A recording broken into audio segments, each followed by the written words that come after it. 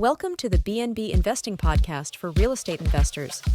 Fix and flippers and realtors exploring investment options with Airbnbs and short-term rentals through acquisition, leasing, or management to generate consistent monthly revenue. Join us for a chat with experienced and successful short-term rental investors to hear their story of how they got started and created wealth by building scalable businesses. We also explore various service providers and lenders that help make our businesses more efficient and maximize revenue in this awesome sharing economy. Welcome your host, Rich Munroe. Hey everyone, Rich Munroe here with BNB Investing Group. Thanks for jumping on this week. As you know, BNB Investing Group, we kind of help investors navigate the short-term rental space, whether you're doing acquisitions, master leases, or managing properties. We kind of look at all those different strategies, and we definitely are here to help folks scale their business. If you're ready to take action and grow your units, we're happy to help out. Just reach out to me on Facebook Messenger. We can have a quick call and check in with you to see how your goals are set. So super excited today. I got a good friend of mine that's going to be joining us, Jose Nunez. He's actually based in Philadelphia, but he's going to be relocating or has relocated to Atlanta. And so I'm happy to have him on here and kind of hear about his background and his story. Jose, thanks for taking the time today. Yeah, thanks for having me. I'm very excited. I know we met a couple of weeks ago at a conference for mutual friends and met up for coffee and lunch, and you told me about this, and I'm excited to help out.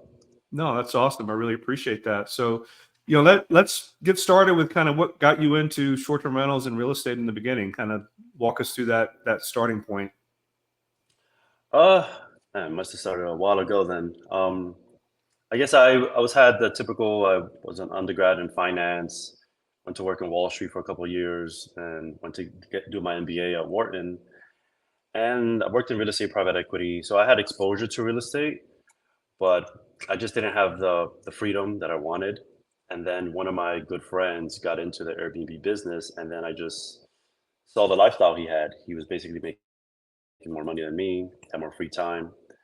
And then I said one day I quit everything, started from scratch, literally like took my first apartment where I lived, made that into an Airbnb.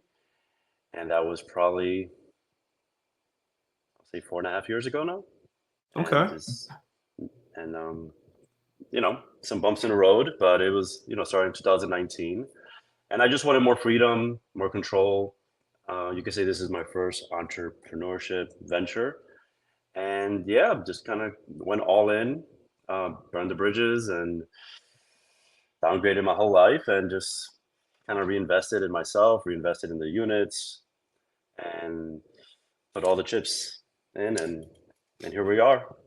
That's awesome. So how many units are you up to now? With the ones that I'm setting up currently, so I'm currently in Philadelphia, setting up 3 more. I would say 4. So after this, I'll be at 34, 35. 34. Okay. And all of your properties right now are in the Philadelphia market? Correct. They're all in Philadelphia, downtown area, Center City. And I'm planning to expand more in Atlanta, hopefully in the metro area. All right, very cool. And so when you started, so you had your own apartment that you were living in, that you moved to another location and then kind of converted that one into a short-term rental as your first one. How long was it before you got your second and third after that first one? Well, the first one I just set up myself, my own unit, which I used to do in grad school. So every weekend I would go to New York.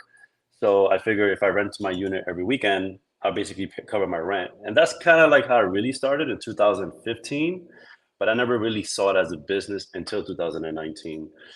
So I first got the lease on the other one, I would say 2 weeks after I set up my own personal one. Nice. And so pretty much most of your properties are set up through master lease and rental arbitrage? Correct, yeah. So they're all master lease, rental arbitrage. I'm just thinking of all of them. Yeah, that's basically the structure. Now, I know that you got impacted with, similar to what we're going through in Atlanta right now, you guys had some major changes with the short-term rental ordinances in Philadelphia, and I think you were instrumental with several other folks there to kind of do lobbying efforts and kind of try to fight what they were doing. Tell us a little bit about how that kind of impacted what you were doing and how it's impacting you now.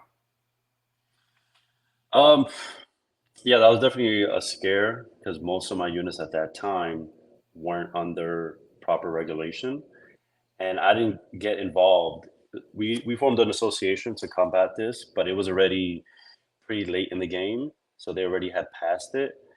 And right now, I'm just trying to operate under the regulation. They're not enforcing it as strictly, but it definitely made me change my strategy where I just could now focus on what I could do under the proper regulation. So in a way, it's good because it did limit supply. There's definitely some supply issues, but it's a good market. It's just now you just can't just throw anything up. You actually need to go through licenses and inspections, and in a way, it does help. But others, I would say, if you're a small operator and you're just doing this as a side gig, it probably won't be worth it for you. But if you're large, then you definitely have to pivot. If not, you'll probably be out of business. So what are the requirements? How do you apply for the license? What are the eligibility requirements? So if you could do your primary residence, that's it. Outside of that, if you want to go on the more professional route, arbitrage, and start doing units that are non-owner occupied, and you being the tenant, then that property has to be under a certain commercial zone, and that is determined by the zoning map. And there's only about 3 or 4 that qualify. So what they're trying to do is just keep everything close to the central business district. So they don't want much in the suburbs, much on the outskirts, more residential neighborhoods. If you're more downtown, it's okay, but you have to literally like go through the zoning map and see what exactly qualifies, and then the owner and you have to go through the licenses and inspection and proper lead-based paint exams and a couple of those hurdles. But once it's done, it basically is tied to the rental license, and then you're fine. You're good to go. But I would say you're definitely probably going to need a lawyer. Really? Okay. Not a lawyer, but you could do it yourself. I've done it with owners. Yeah. But it's a bit of a process. You're probably gonna have to go downtown to the city zoning a few times. Right. Yeah. I'm actually, so I just set up a unit in Fairburn, Georgia, which is about 20 minutes south of the Atlanta airport, and they have a short-term rental ordinance requirement. But it's pretty straightforward. You get an inspection by the fire marshal. They basically want to make sure you've got smoke detectors and fire extinguishers. And then you also like you mentioned, get the owner to sign off if it's an arbitrage deal. And they basically let you apply for a business license, and you pay your taxes, and then you're kind of off to the races. They have the 3 ordinances, 3 complaint requirements. So if you have up to 3 bad things that happen, whether it's a complaint from the neighbors for noise or parking, they can suspend your license, which is good because it keeps out the bad apples, right? And so, but it's not to the extent where you would need an attorney. I know places like Chicago actually are very are detailed like that as well. Is it similar to? Are you familiar with what Chicago is? You do need an attorney for that process. I don't say you don't need an attorney. It helps. They have expediters. You could do it on yourself. You could do it yourself, but yeah,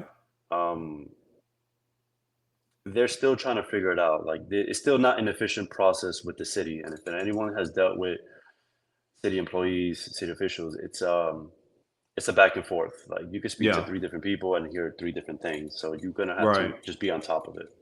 Okay. So your 30 plus units. If you don't mind, tell us a little bit about your operation. Do you have a back office? Do you have a lot of that extra work outsourced, or what's your infrastructure look like to support 34 units? Yeah, I would say it's definitely changed.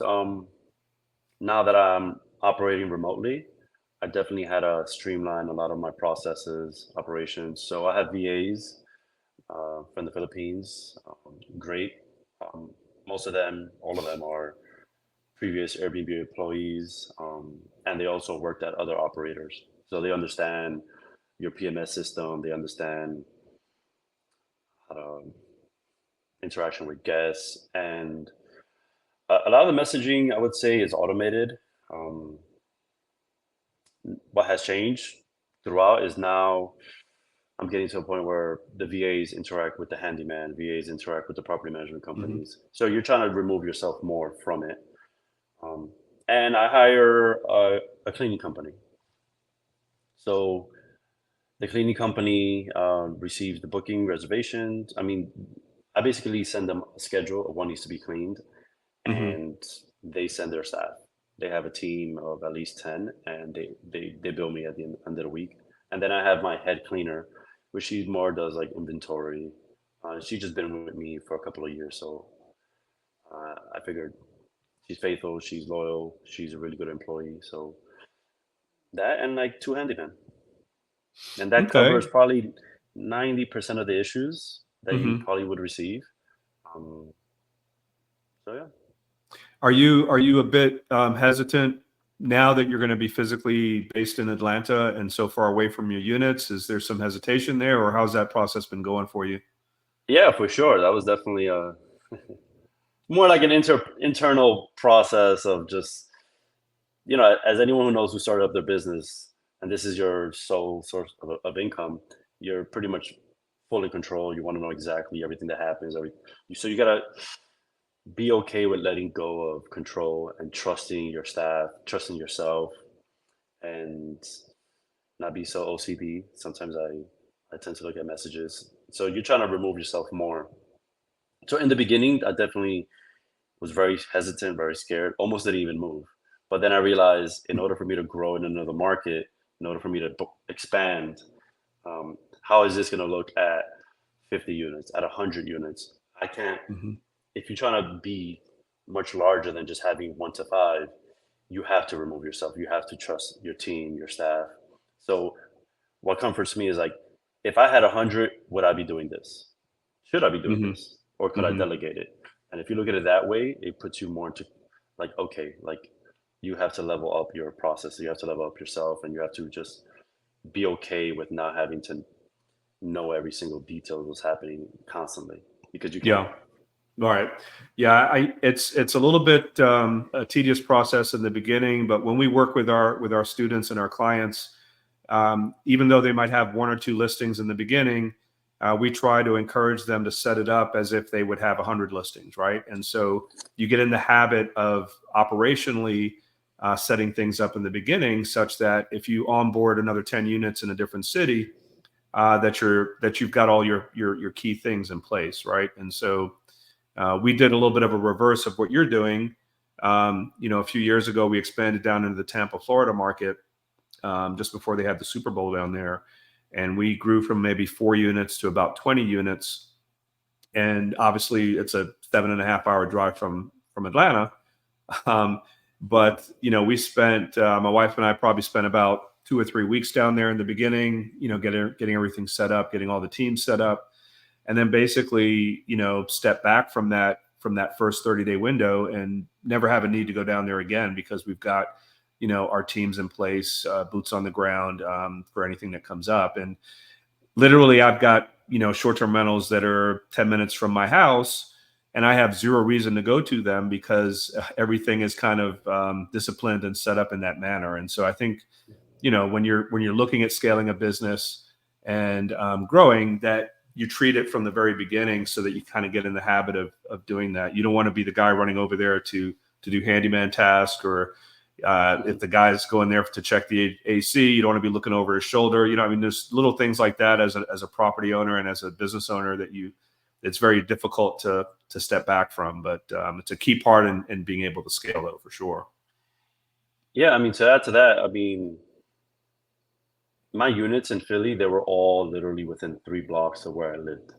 So I was a handyman. I was everything. Like I started in the beginning, I cleaned. anything that needed help, it was like, hey, instead of paying your handyman a couple of bucks, why don't you just cross the street? But you have to Yeah. behave as if it might be a 2-3 hour drive and you don't want to do it. Even if you could just cross the street, you got to realize everything is like energy and time. Like, can you do it? Yes. Would it cost you 30 minutes? Yes. But those 30 minutes, you could be doing something else. Like your focus is to be a business owner and not a handyman, not a cleaning expert, or inventory manager. You have to just, your focus is to expand and streamline the operations. Absolutely, absolutely. So we have a question in the comments. What's the best way to streamline maintenance requests? Depends. I have my VA take care of that, and they on Monday.com we use that to track what maintenance. It depends on the maintenance issue. If it's a clogged drain, it's a little different than if the ceiling caved in. So because I work with so many different owners, some of them are mom and pop, own the building. You call them, they take care of it. Others are big, large property management company with 1,000 units. You have to submit a ticket through the online portal. So I train my virtual assistants to handle that maintenance request. Mm-hmm. And I would say it's very important to keep track and see, because certain maintenance issues could be resolved within an hour. Others might take a day. So you have to know where in the process it is. And when you are at scale, I would say when you get over 10 to 20, it's hard to keep track of things. It's hard to remember. So I would suggest definitely have some type of tracking, either software, it could be pen and paper, it could be Excel, to see where in the process that maintenance request is.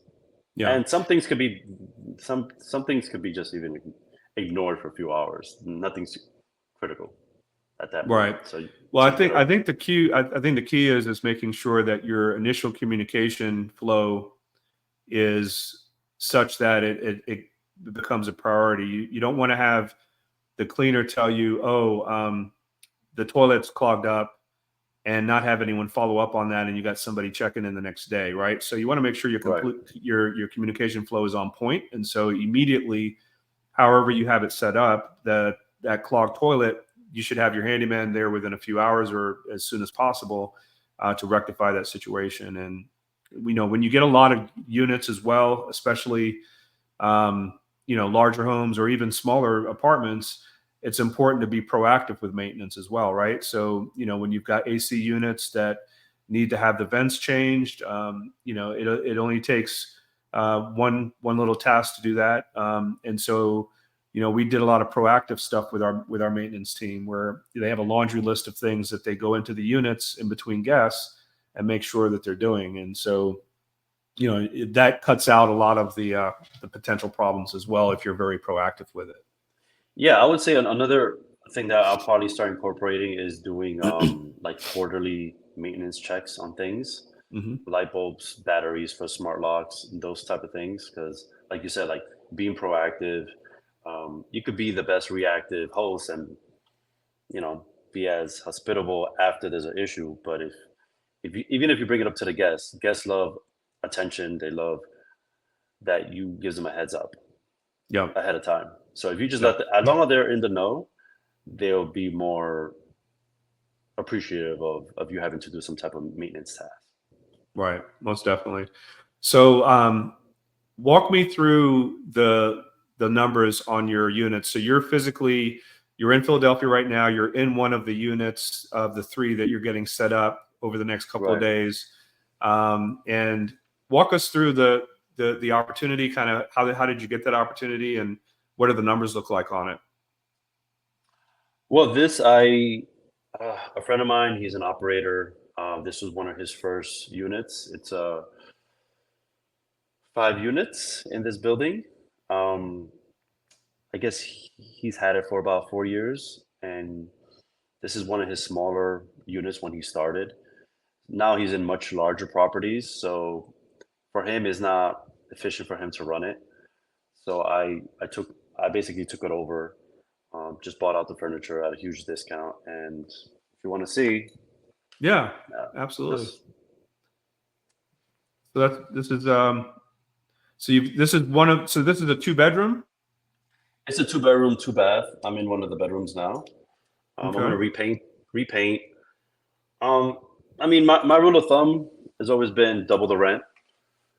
Uh, Gross. If you could do that, margins, they fluctuate. I would say 30%, 35%, 25 to 35. 35 would be really efficient with everything, but I project about 25 to 30% margin. Um, I mean, you can make a little extra with pet fees, early check-in, late checkout fees. Definitely pay attention to your claims. Smoking, it's big. I mean, anyone smokes in my places, immediately we're probably gonna get $500, $300 to $500 with Airbnb. How are you identifying that they smoke? You can smell it. Usually, I tell the cleaners to take photos of any cigarette butts, any ashes. Um, Sometimes you could even use the evidence from like the next guest if they complain about any Yeah. smells of smoke. Have you seen that Minute, I think, has just come out with a smoke detecting device that's specific for cigarettes? Doesn't help you with marijuana, but it's specific for cigarettes. Yeah, it Um, doesn't help with marijuana, but yeah, I saw that. I'm excited. Have they come out with it yet? yeah, I think I just recently released it. Yeah, I haven't. I haven't. I think that would be a big game changer. Hmm. Like Hmm. people underestimate. I never submitted claims until maybe last year. So for the first 3 years of operation, I just absorbed all the costs, and I realized I shouldn't be doing that. Yeah, yeah. No, I've done that multiple times for sure. To if the first step is make sure you have it clearly posted on your listing description that there's a smoking fine for that violation and what that number is. And then when you have it occur, you provide evidence through the resolution center on Airbnb, and you're typically, gonna, if the guest obviously most of the time won't pay that, but you'll typically get reimbursed from Airbnb for that as well. Right. Um, so I'm curious, Jose, how many people will sleep in this 2 bedroom? Notice you have 2 beds there. Yeah. So there's two queen size beds, and the other bedroom there's another queen bed. I could technically, on the minimum, six. If I put a sofa bed slash couch, I could probably add another two. So that would be eight. So depends. I'm in between six and eight. So that's pretty good size. Hmm. I'm close to a convention center, so that really helps push the revenue numbers up. So if you could fit a two-bedroom, if you could have if you have space to add two queen beds, Yeah. king ideally, but two queen beds really could push the numbers up, Yeah. especially in No. in this market because you're not really competing. I have a lot of studios and one bedrooms, and I just started to expand to larger units, and larger units definitely um but basically more heads and beds. Anyone, I would say I'm probably gonna do six people. Anyone after six, I'll probably charge like 50 per night. Yeah. And so, what is the monthly rent on that unit? So here is 2150. 2150 Right. or 30? 2150? 2150. Oh, that's pretty 2150. good. And Yeah, it's it's walkable to restaurants and stuff. It's like, it's right on the or street. no? Oh, it's right down the street. That's a pretty good rate. I mean, that's actually comparable to Atlanta's 2 bedroom rates that are in that range. Yeah, it just 1800 to 2200. it's not an amenity building. It doesn't there's one shared washer dryer, coin operated, walk up. One of these old buildings, probably 100 years old, but it's on the main street. And yeah, I would say it's in line with others. I would say probably it's about market for this type of product. Like I have units as low as 1,000 and as high as mid 2000s. So Okay. So it looks like we have a couple folks jumping on fairly recently. We covered a lot of this stuff in the beginning, guys. You can catch it on the replay, but you're asking if it's buying or renting for short-term rentals. So Jose specializes in doing rental arbitrage and master leasing, and he's actually in the. Someone was asking where these properties are. So Jose is actually physically in Philadelphia right now. He is actually relocating to the Atlanta market and looking to expand his business down here as well. But the units we're talking about currently are in Philadelphia, and so that's why I was kind of surprised that that monthly rate is actually comparable to 2 bedrooms here. in the Atlanta market. And so, what's the average nightly rate you're going to get on that unit? Not sure yet. I would say if I could gross double that, which would be about $4,000, Right. $4,000 to 45, I'm aiming for. I think that would be good. So Okay. whatever that puts you at, 150 a night, 120, maybe 200 for the weekends, a little bit less on the weekdays. It Right. just depends the seasons. I mean, right now we're in a slow period, so I mean, you might break even or maybe lose a bit. But when summer comes, our busy season starts, I would say, mid-March to the end of December. Definitely. Got it. Let's see. We have another question. If you are renting by the room, how would one manage cleaning at different times while other rooms are occupied? I don't do that. I don't rent by room. So there are And I wouldn't. folks. Yeah, and I'm the same way in our business. All of our properties are entire listings. We never do room by room bookings. There are people that are successful doing that. However, like Jose and I've been talking about, to scale a business, that model is very difficult to scale for the same reason you're asking that question. Most of the time it's a 5-bedroom or 6-bedroom home. You have a family member or a spouse that's there, doing the cleaning in between and cleaning common areas. And so it's very difficult to engage with a cleaning company and get them excited about scaling a business around $25 to clean a bedroom or, $15 to clean up a common area. So the model is good for certain circumstances, but if you're looking to grow and you want to, mass up a number of units, the room by room model is really not that sustainable. The only exception to that is if you're looking at more of midterm stays with like a pad split model. And so I know a lot of investors that have multiple units that do well with that, but they kind of rely on the pad split platform to do similar, like with Airbnb, where they're kind of vetting a lot of the tenants that are coming in.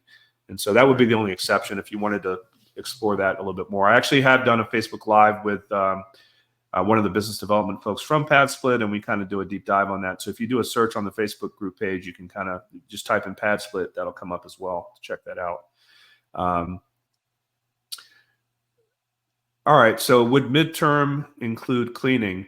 Yeah. And so one of the reasons, and I'll let Jose chime in on this, but one of the reasons I do short-term rentals exclusively, and I do some midterms, but I used to have a lot of long-term rentals, and that is, from my perspective, the properties would just get messed up and have to rehab them again. It's a similar dynamic on midterm stays, right? So we've had some bad experiences with folks that have stayed for longer periods of time, 6, 7, 8, 9 weeks, and you do want to try to get the cleaners in there consistently, but if they start blocking that for some reason, then it could be a problem. And by the time you figure it out and try to get them out of there, you've got major issues. Unfortunately, we had like an alcoholic guy that was with us through COVID, and he basically had probably 25, 30 bottles of wine in one of the living rooms and just tore up all the furniture. We had to basically restage the entire property. It was just a hot mess. So Wow. I'll let Jose give his opinion about mid-stay term stays, but I kind of try to be very selective when we do that. I love them. They're the best. To a degree, I would say, because my market, I get a lot of travel nurses, I get grad students. I would say right now, my portfolio is probably 60% midterm stays. I have my longest stay, believe it or not, was 1 year and 4 months. Okay. Typically, my midterms are 1 to 4 months. I have currently right now 2 people that are basically almost a year, like 10 months. But these are like traveling professors that are doing a 1 year at the local university. And I get the travel nurses are anywhere between 13 weeks to maybe even 6 months. They're great. I mean, to be honest, like I've had someone stay 1 night. The place was messier than someone who stayed 3 months. Okay. I typically don't go in there. I tell the guests, listen, if you want someone to be sent over to clean it, fine, but that's on you. It's usually solo travelers. For me, it's grad students and travel nurses, and I prefer them. You do make a little bit less in in revenue and margin but for me, I don't have to think about that stay for the next 2 to 6 months, 2 to 4 months. And it's really good, especially during your slow periods. So I really push it during my slow period. I put huge monthly discounts so I could have someone in there at least cover the rent. Because my whole thing is don't lose, have enough to cover the rent. If a profit's great, but the strategy in the slow periods, 2 to 3 months, is get someone in there just to cover those 2-3 months, and then by the time they leave, it already picks up. That makes But sense. I don't mind it. I prefer it sometimes, especially some units. I prefer it more than others. But for me, I've had obviously bad experiences before, but mostly during COVID. But you definitely have to vet them a little bit more. No, for sure. All right. Well, we're getting close to shutting down here. One last question for you, Jose. Knowing what you've learned as you've built your business, for someone just starting out, what would be like the number one thing that you would give them as advice?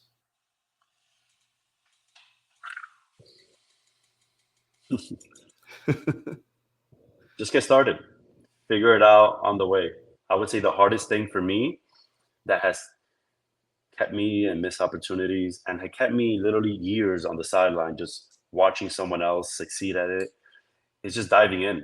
I mean, you literally have to jump off the cliff and learn how to fly on your way down. You could always stay on the sidelines. Sometimes knowing too much and being too smart, you see all the ways it could fail. So I would say don't think about it too much. Figure it out as you go. Things will always come up. This is entrepreneurship. You're not going to have it all figured out. I would say if you give it an 85%, you have to just, with 80% knowledge, you'll figure out the rest. I mean, this isn't rocket science. It's just heads and beds, provide a service. And as things come up, they just come up. You can't avoid things. Things always pop up and you just deal with it as you go. But getting over the fear of failing is probably number one. The fear of taking risk, and know that this is an investment in yourself. And the more you grow personally, the more you overcome these mental barriers. This is going to apply for everything in your life, whether it's this or the next business. You're always going to have this self-doubt. You're always going to think, do I know enough?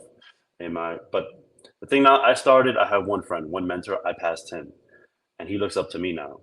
So you have to just believe in yourself. And if you don't believe in yourself, have someone else believe in you. That's it. Call that friend. That's the biggest cheerleader. Don't listen to people that are not into their own business or entrepreneurship. Listen to people who are doing it bigger and better than you, and take advice from those. Don't take advice from the one that has never even started. Very good. That's awesome advice, man. I really appreciate you taking the time and taking a break from setting up those units. Definitely look forward when you get back to Atlanta. We'll link up again and keep in touch. Thanks everybody for checking us out today. As a reminder, B&B Investing Group, if you're ready to, jump in and do what Jose just described, we're here to help as well. Feel free to reach out to me. Let me know what you're trying to get to, and we'll see if we're a good fit for you or not. Jose, thanks again, buddy. Appreciate it. You have a good one, and thanks everybody. Take care. All right. Thanks for jumping on the B&B Investing podcast this week. Please click on the subscribe and like button below. For more trainings, property tours, and content, you can join my B&B Investing Facebook group by clicking below. If you are ready to grow your short-term rental portfolio and maximize your monthly income, you can click on the link below to schedule a quick strategy call with Rich or someone from his team to see how we can help or point you in the right direction. Stay tuned for our next episode and hope to see you on the B&B Investing Group podcast.